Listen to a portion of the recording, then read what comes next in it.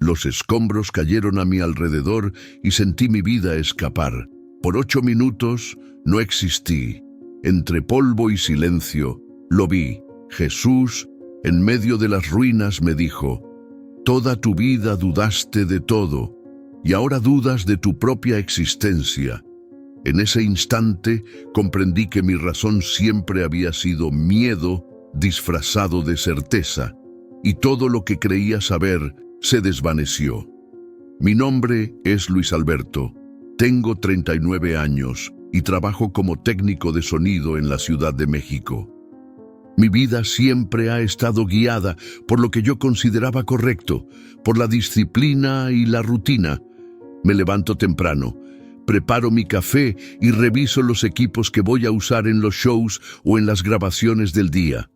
Me gusta tener todo organizado, cada cable en su lugar, cada micrófono calibrado. Siento que cuidar esos detalles me da control sobre mi trabajo y también sobre mi vida. Asisto a la iglesia desde pequeño. No soy nuevo en los cultos, ministerios o reuniones de oración.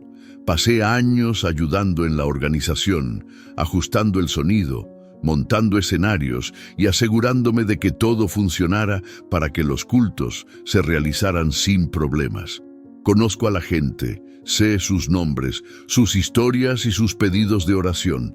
Tengo respeto por la rutina religiosa y me esfuerzo por participar activamente. Ayudo con eventos, con visitas a los enfermos, con cualquier tarea que surja. A primera vista, mi fe parece firme y constante. Mi familia me conoce como alguien comprometido. Cuido de mis padres, visito a mis hermanos y procuro estar presente en los momentos que importan. Intento actuar con amabilidad y responsabilidad, sin llamar la atención sobre mí. Suelo decir que mi día termina cuando todo está bien para los demás. Por la noche, reviso mi agenda, compruebo los equipos para el día siguiente y reflexiono sobre mis acciones. Trato de evaluarme, corregirme y ser útil, sin grandes exageraciones de emoción. En el trabajo y en la iglesia, repito gestos que parecen simples, pero que reflejan mi sentido del deber. Ajustar volúmenes, revisar la iluminación, organizar sillas, saludar a las personas. Siento una satisfacción discreta cuando veo que todo funciona y nadie nota el esfuerzo detrás. Ese cuidado constante me da una sensación de seguridad, como si mantener todo bajo control fuera mi responsabilidad moral. Siempre creí que esta rutina me hacía una buena persona. Ayudo, sirvo, participo, cumplo con mis obligaciones. En el fondo, me gusta ser útil, me gusta sentir que mi esfuerzo vale para algo. A veces me pregunto si lo hago por amor o por miedo a fallar, pero es una pregunta que no se vuelve urgente.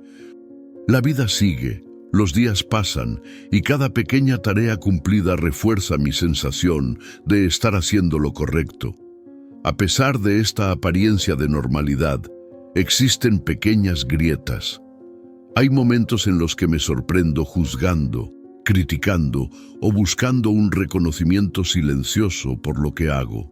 Intento ignorarlo, convencerme de que mi intención es pura, pero de vez en cuando, en el silencio de mi habitación o entre los cables y micrófonos, aparece una inquietud discreta. No es fuerte, pero está allí. Es un leve malestar que todavía no comprendo. Esta es la vida que llevo, organizada, controlada y aparentemente correcta. No siento falta de grandes emociones ni de aventuras espirituales. Mi fe es práctica, concreta y visible para los demás. Cada gesto, cada rutina, cada cuidado parece demostrar que estoy haciendo lo que es correcto.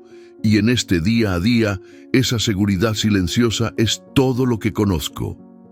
En mi día a día, siempre me ha gustado creer que mi atención a los detalles y mi disciplina me hacen una persona correcta. En el trabajo, ajusto cables, micrófonos y volúmenes, pero también observo a mis compañeros, evaluando cómo se comporta cada uno, quién se esfuerza más y quién podría hacerlo mejor. A veces siento que sé más que ellos, que puedo corregir u orientar discretamente, incluso cuando no me lo piden. En la iglesia participo en reuniones y actividades, y hay momentos en los que me sorprendo juzgando a quienes no cumplen las tareas con la misma precisión que yo. Para mí, eso es cuidado, es esmero por el buen funcionamiento de las cosas. Cuando visito a los enfermos o ayudo con eventos, me esfuerzo por estar presente, por mostrar compromiso. Al mismo tiempo, siento un cierto alivio interior cuando noto que los demás me observan, que comentan mi dedicación, que elogian mi esfuerzo. Me gusta esa validación silenciosa, pero me convenzo de que es natural que quien se dedica sea reconocido. Mi pensamiento es simple: cuanto más me esfuerzo, mejor es el servicio. Y si el servicio es bueno, todo está bien. También hay momentos en los que comparo mi vida con la de los demás. Veo a colegas que parecen menos atentos, menos organizados, y siento una especie de orgullo discreto por estar adelante. Intento disfrazarlo pensando que es solo esmero, preocupación por el bien común, pero en el fondo existe una satisfacción personal por sentirme superior, por saber que cumplo mis obligaciones mejor que la mayoría. Cuando oro o participo en ministerios, me aseguro de ser meticuloso. Reviso detalles, organizo listas de tareas y observo quién realmente cumple con sus funciones. Me convenzo de que mi atención es necesaria, que sin ella las cosas podrían fallar, que mi disciplina ayuda a todos. Esa sensación de responsabilidad me da seguridad y también un sentimiento de autoridad silenciosa. Para mí, esto no es orgullo, es servicio, es cuidado. Incluso en las conversaciones con compañeros o miembros de la iglesia, procuro mantener el control. Puedo dar consejos, señalar errores o reforzar procedimientos, siempre pensando en el bien común. Creo que lo hago con honestidad, que mi intención es ayudar, pero noto que hay un placer sutil en tener razón, en percibir dónde los demás fallan, en saber que mi esfuerzo es mayor, es discreto, casi invisible, pero constante. Este comportamiento forma parte de quien soy. No lo veo como algo malo, es simplemente mi manera de servir, de cumplir con mis obligaciones, de asegurar que todo funcione bien. Mi fe parece sólida porque está asociada a acciones visibles y correctas, pero existe una capa que aún no comprendo. El orgullo silencioso, disfrazado de esmero y cuidado, que guía muchos de mis gestos. Para mí, todo sigue siendo correcto, natural y necesario. Esa sensación de control, de competencia y de observación constante me acompaña todos los días. Forma parte de mi identidad como alguien que sirve, que participa, que se preocupa. Aún no hay arrepentimiento, aún no hay reflexión sobre si este orgullo disfrazado de virtud puede ser perjudicial. Es invisible, pero presente, y se mantiene activo en cada gesto de mi día a día. Mi rutina en la iglesia era meticulosa. Llegaba temprano, revisaba el equipo, ajustaba el sonido y comprobaba que todos los micrófonos y altavoces funcionaran correctamente. Participaba en las reuniones del ministerio, ayudaba a organizar eventos y siempre estaba atento a los detalles que aseguraban que todo saliera bien.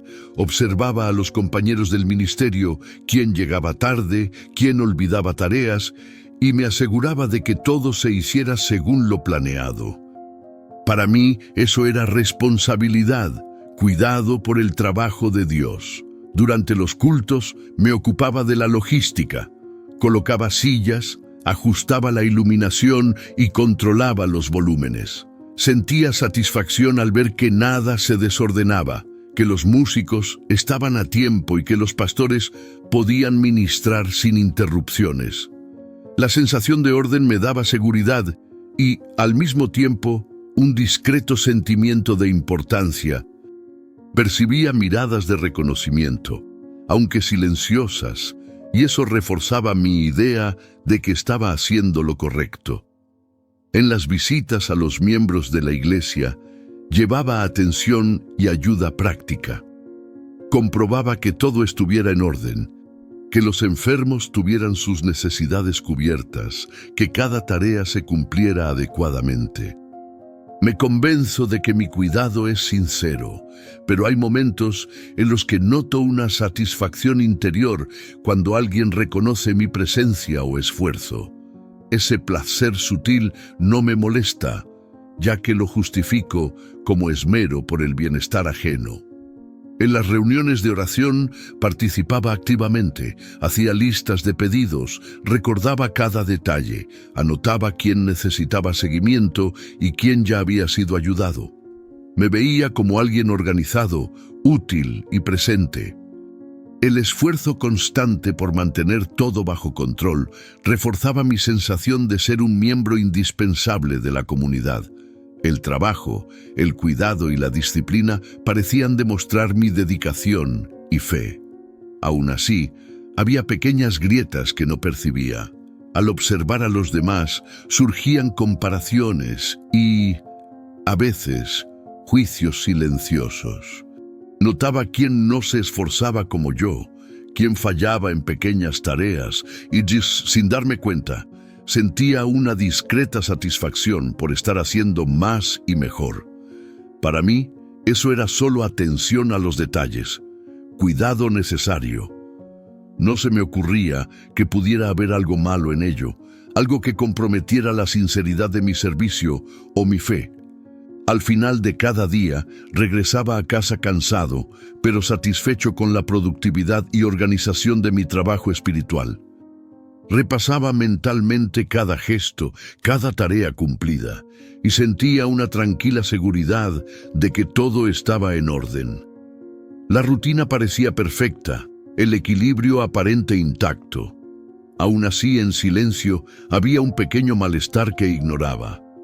Una incomodidad sutil, casi imperceptible, que surgía al notar mi placer silencioso por tener razón, por ser más eficiente o más dedicado que los demás.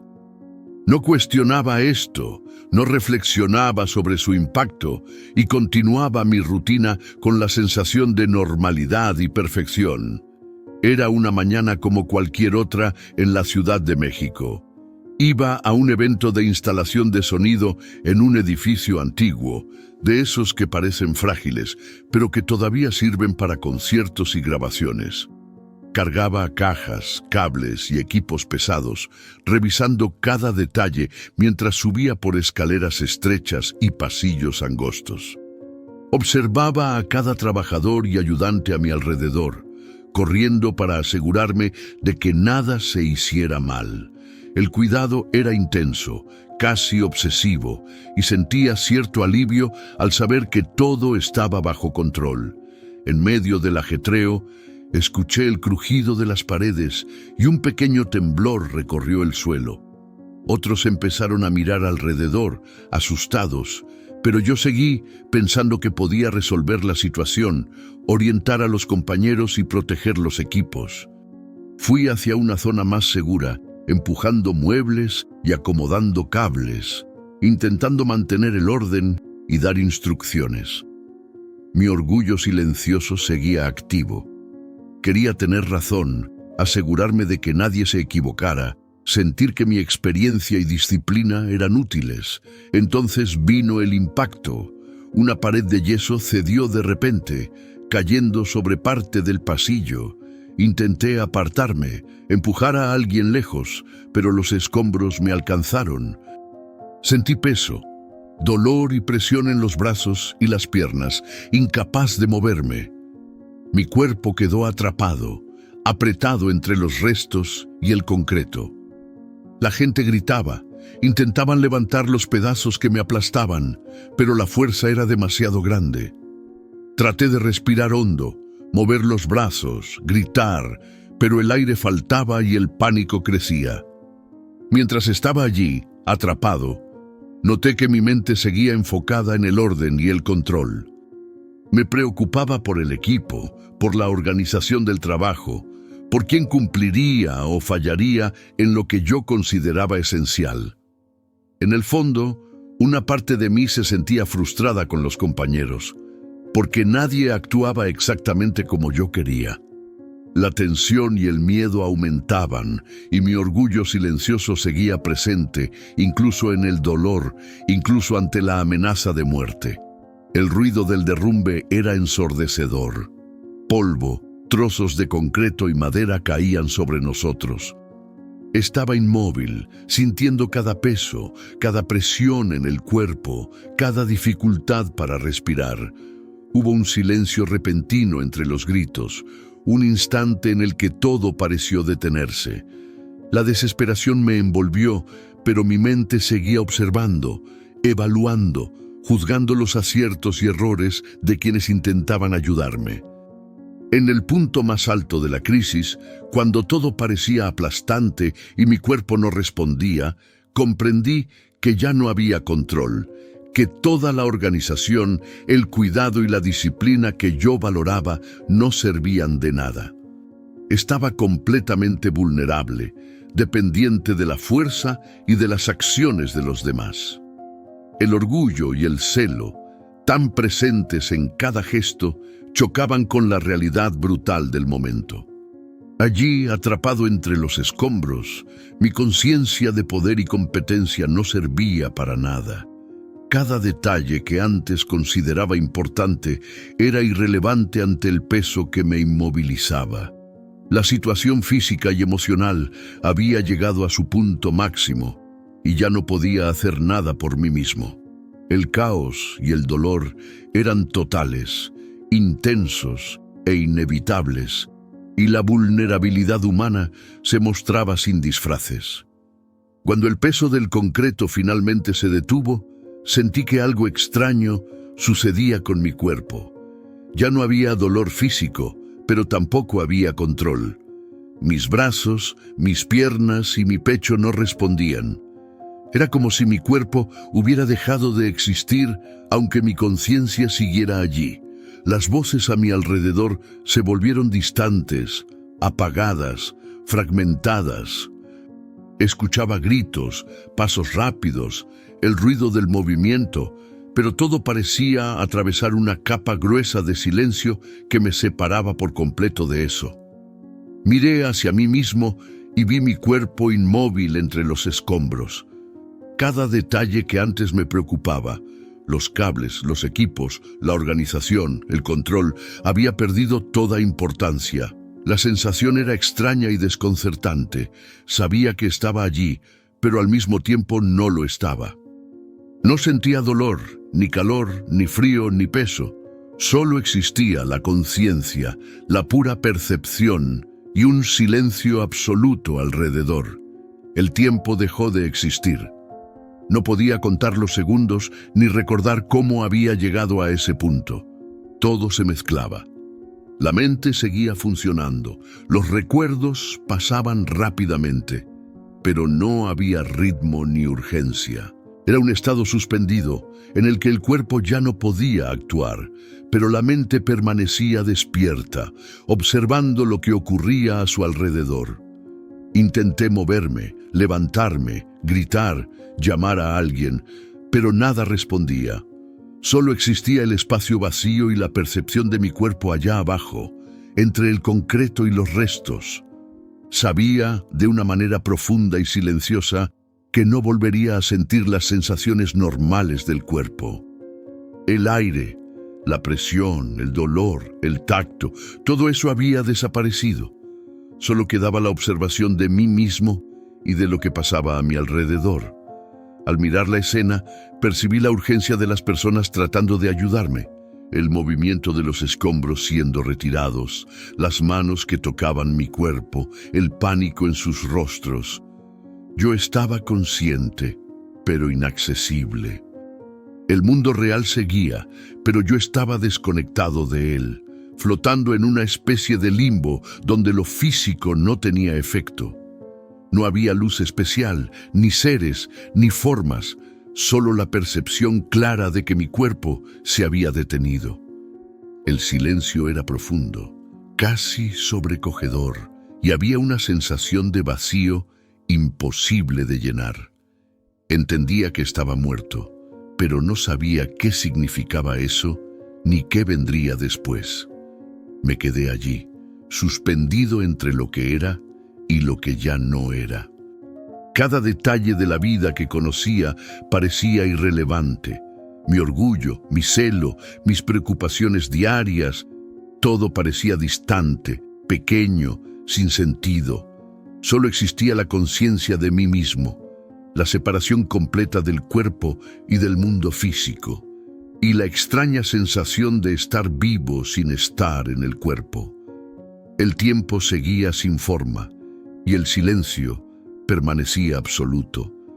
Era consciente de la muerte, pero no había respuestas ni dirección. Solo la percepción de estar suspendido entre existir y dejar de existir, completamente separado de la vida que conocía, esperando algo que aún no podía comprender. Cuando percibí la separación de mi cuerpo, no esperaba nada más que silencio y vacío. Pero entonces sentí una presencia.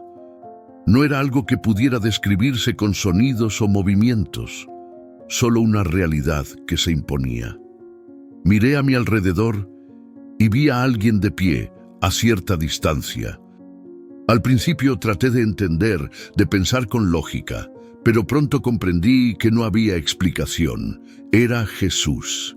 Él estaba allí y al mismo tiempo parecía llenar todo lo que me rodeaba. Había autoridad en la manera en que permanecía de pie, una firmeza que no necesitaba palabras. Y al mismo tiempo había cuidado, una paciencia y una compasión que hacían imposible sentir un miedo total. Me quedé inmóvil, intentando absorber su presencia, consciente de mi pequeñez ante él. Cada detalle de su postura, de su mirada, me hizo entender que no había manera de esconderme ni de fingir. Entonces habló, pronunció mi nombre con claridad, y su voz no era solo sonido, era reconocimiento. Luis Alberto, dijo. La simplicidad con que lo dijo me estremeció, y en ese instante todo lo que yo pensaba sobre mi vida, mi control, mi celo, se volvió pequeño. No había condena todavía, pero sí verdad, una autoridad que atravesaba cada pensamiento mío. Siguió hablando y comprendí que cada palabra estaba cargada de sentido. Dijo que había pasado la vida dudando de todo y que ahora dudaba incluso de mi propia existencia. Afirmó lo evidente que yo no había querido admitir, que mi racionalidad y mi cuidado eran, muchas veces, solo máscaras de miedo y orgullo. Sentí la fuerza de sus palabras, no como un ataque, sino como una revelación. El impacto fue inmediato. Mi cuerpo estaba lejos, pero mi mente se llenó de conciencia sobre cada detalle que él veía en mí. Cada gesto, cada acción, cada pensamiento que yo consideraba correcto estaba frente a sus ojos, expuesto, sin disimulo. No podía mentir ni justificar nada. Había un silencio denso entre sus palabras, pero dentro de ese silencio existía amor. Un amor que no negaba la verdad, que no suavizaba la corrección, pero que me hacía entender la responsabilidad de la vida que había vivido. Permanecí allí, mirándolo, tratando de absorber la realidad del momento. Había autoridad, pero no crueldad. Había juicio, pero no rechazo inmediato. Cada instante me hacía sentir mi vulnerabilidad y la necesidad de escuchar, de entender, de aprender. Su presencia era innegable, imposible de ignorar o racionalizar. En ese momento entendí que estaba frente a la verdad viva. No había duda alguna de quién era él. La magnitud de lo que sucedía me golpeó con fuerza y comprendí que algo profundo estaba a punto de ser revelado. Mi vida, mis pecados invisibles, mi orgullo silencioso, todo estaba por ser iluminado. Mientras permanecía frente a él, Jesús comenzó a mostrarme, de manera clara, los momentos de mi vida que yo consideraba correctos, pero que estaban contaminados por el orgullo. Habló sobre mi dedicación al trabajo, a la iglesia, al cuidado de los demás, y cómo utilizaba todo eso para sentirme superior, para tener control sobre situaciones y personas. Cada gesto que yo creía virtuoso era, en realidad, una forma de exaltarme silenciosamente. Vi escenas de mi ministerio y comprendí cómo mi atención exagerada a los detalles y mi constante juicio silencioso afectaban a los demás. Mis compañeros se sentían observados, intimidados, ansiosos por no cometer errores cerca de mí. Mi presencia, que yo pensaba útil, muchas veces generaba tensión y miedo. Mi celo no era inocente, alejaba a las personas, hacía que se sintieran insuficientes y disminuidas. Señaló los momentos en que ofrecía ayuda o daba instrucciones, pero esperaba reconocimiento, aunque fuera mínimo. Cada elogio recibido reforzaba mi orgullo silencioso. Vi cómo mi mente comparaba constantemente mis esfuerzos con los de los demás y cómo eso contaminaba mi fe y mis acciones. Comprendí que no ayudaba solo para servir, sino también para sentirme superior, para probar a mí mismo y a los demás, que era más dedicado, más correcto, más justo. Jesús me mostró cómo mi comportamiento afectaba mi círculo de relaciones. Las personas cercanas empezaron a alejarse. Algunas se sintieron juzgadas, otras heridas. Mi celo se convirtió en una barrera, mi cuidado en una crítica inadvertida. Todo lo que yo consideraba virtud, en realidad, generaba pequeñas heridas y creaba distancia. Cada detalle que creía estar haciendo bien tenía consecuencias invisibles, y yo no lo veía. Habló sobre la raíz de todo esto, el orgullo espiritual. El pecado invisible que cargaba parecía pequeño porque estaba escondido detrás de acciones correctas, pero era poderoso y destructivo. Cada esfuerzo que hacía por organizar, corregir o controlar estaba envenenado por mi necesidad de ser reconocido, de sentirme superior, de tener seguridad en el juicio de los demás. Era una trampa silenciosa que no podía percibir mientras vivía. En el instante en que comprendí la verdad, el arrepentimiento me invadió. Por primera vez, vi que mis acciones no eran inofensivas, que mi fe práctica podía estar corrompida, que mi vida organizada ocultaba un corazón orgulloso. No había excusas ni justificaciones. Lo que tenía delante era la realidad clara. Mi pecado no era pequeño, y me estaba separando de Dios y de las personas a quienes deseaba servir. Me quedé allí, inmóvil, abrumado por la dolorosa comprensión. Cada acción, cada pensamiento, cada gesto que consideraba bueno, ahora se mostraba perjudicial.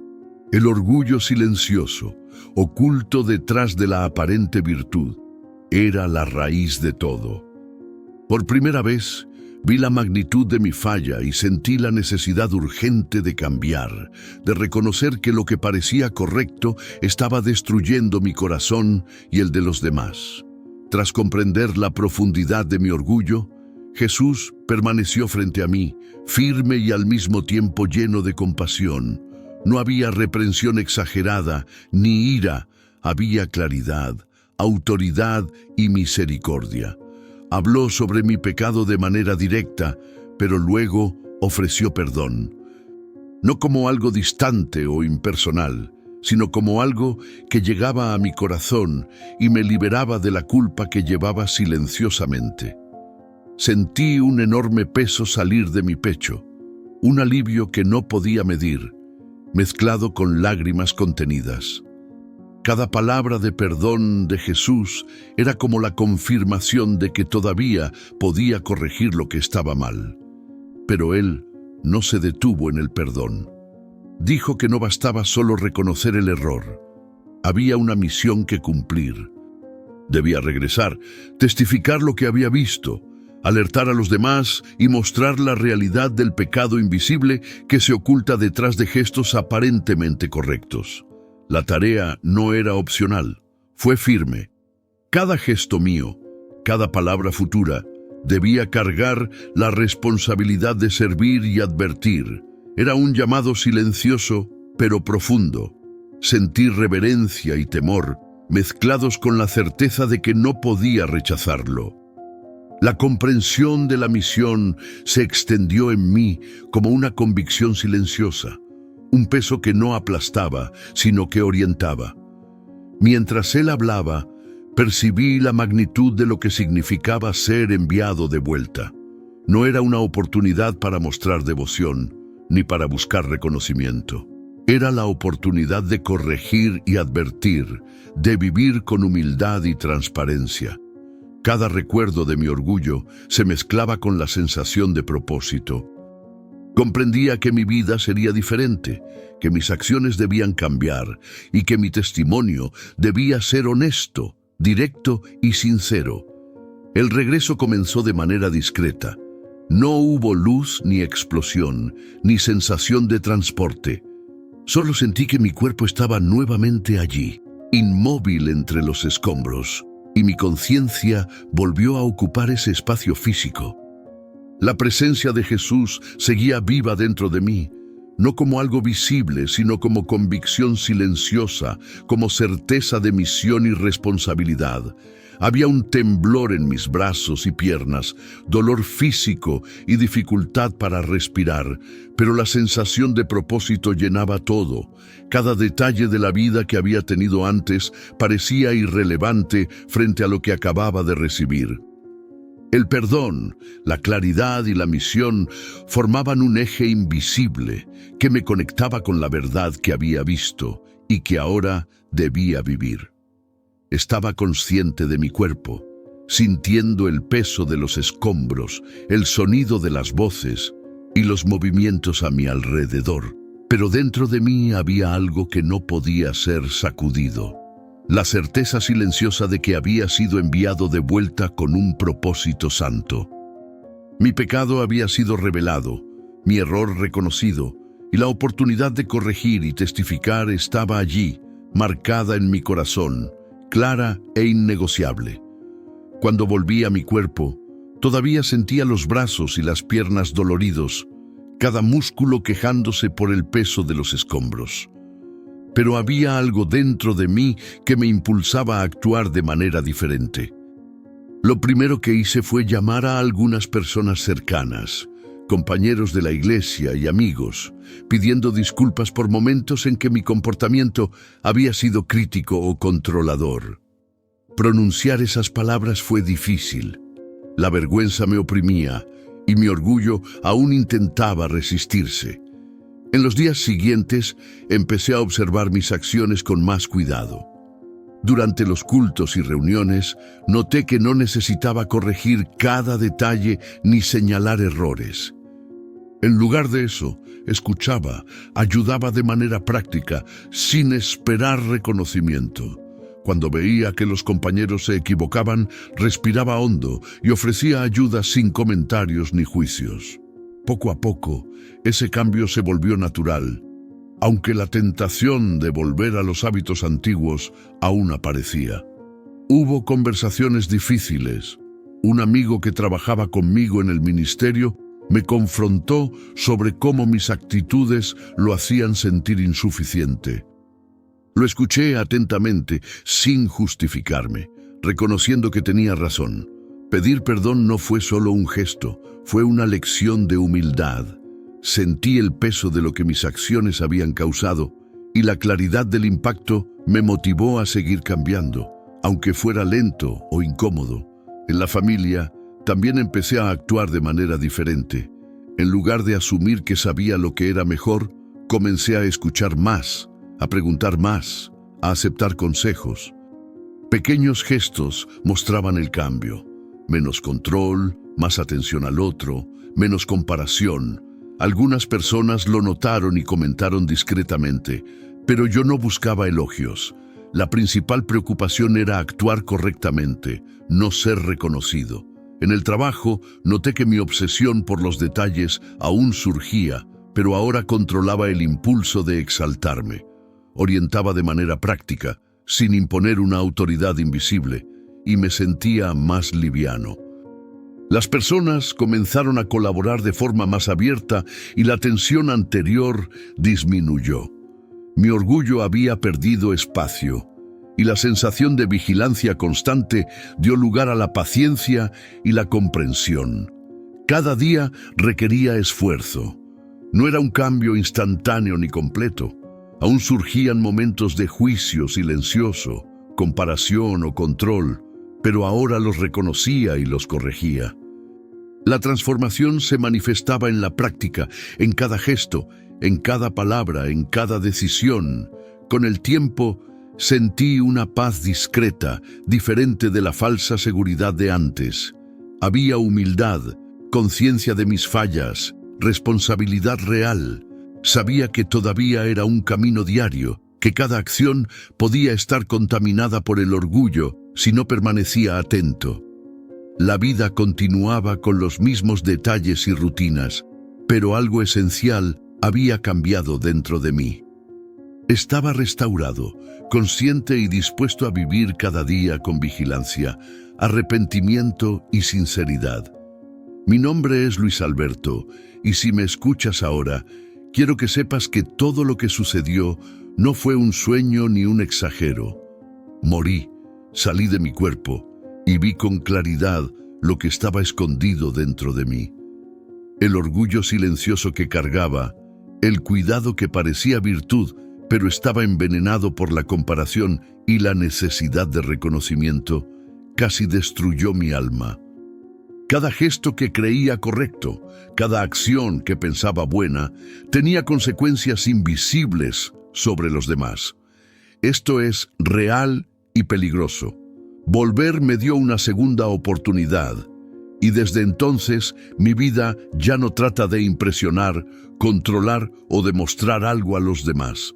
Se trata de ser honesto conmigo mismo, observar mis pensamientos y actitudes, pedir perdón cuando fallo y actuar con humildad. Aprendí que la fe sin vigilancia es frágil, que el arrepentimiento no es solo un sentimiento, sino acción concreta, y que el amor verdadero se demuestra en actos pequeños y silenciosos, no en apariencias. Sé que muchas personas hoy viven pensando que pueden ocultar sus fallas detrás de una buena apariencia, esfuerzo o servicio. Yo viví así durante años. Pensaba que servir significaba organizar, controlar, tener razón. Descubrí que, sin amor y sinceridad, incluso las acciones más correctas pueden alejar a las personas y endurecer el corazón.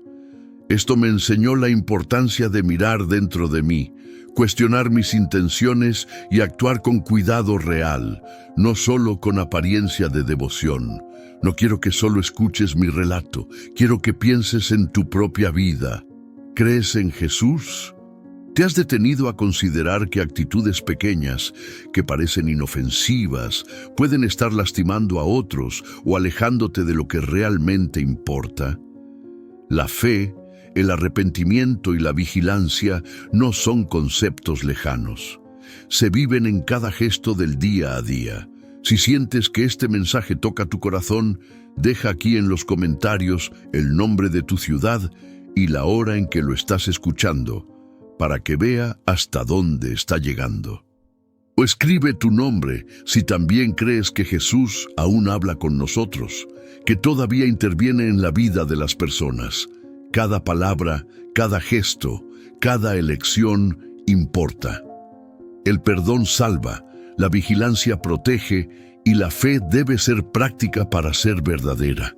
Hoy vivo de manera diferente. Todavía cometo errores, todavía necesito corregir actitudes, pero aprendí a reconocer la trampa del orgullo disfrazado de virtud y a actuar con sinceridad. Cada paso es vigilante, cada acción se mide por el amor y la humildad, y cada palabra que pronuncio tiene peso. La experiencia me enseñó que el alma es delicada y que el pecado invisible es el más peligroso de todos, porque parece correcto. Comparto esto contigo para que también reflexiones, mires dentro de ti y evalúes tus acciones. Que cada elección se haga con atención y sinceridad, que cada palabra tenga poder de vida, de amor y de verdad. Y que el mensaje que recibí resuene en cada corazón que lo escucha, recordando que nada de lo oculto permanece escondido para Dios.